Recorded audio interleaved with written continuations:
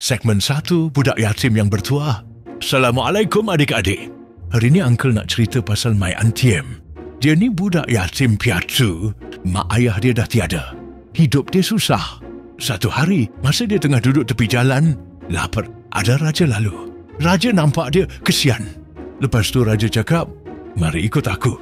Aku nak jaga kamu." Sejak tu, My Antiem pun jadi anak angkat raja. Segmen 2, anak angkat yang tak lupa diri. My Antiem pun membesar, jadi kuat dan rajin. Dia suka tolong orang, suka berkebun. Semua orang suka dia. Tapi dia selalu cakap, rezeki bukan jatuh dari langit. Kita kena usaha. Ayat tu sampai ke telinga raja. Raja pun fikir, dia ni sombong ke? Lupa siapa yang jaga dia dulu. Raja pun mula marah. Segmen 3, buang negeri tapi tak putus asa.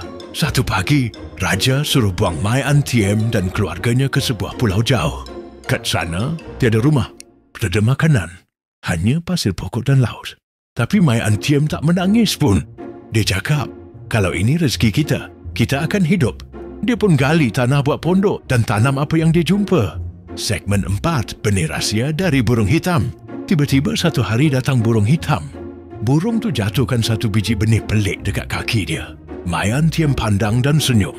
Kalau ini dari Tuhan, aku tanam. Dia tanam biji itu siram tiap hari. Lepas tu tumbuh pokok menjala daun besar buah bulat warna hijau.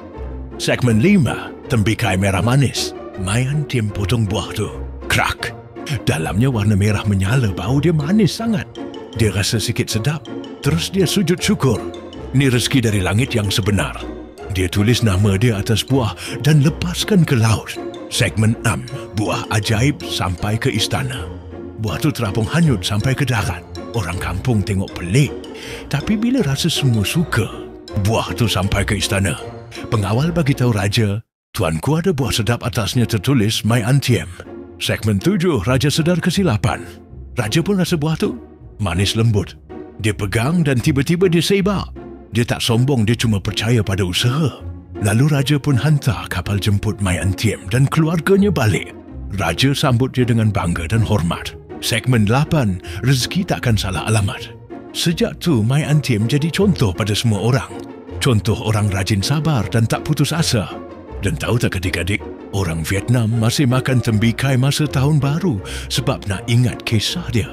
Ingat dia, kalau kita baik rajin dan jujur, rezeki akan datang walau kita duduk jauh macam mana pun.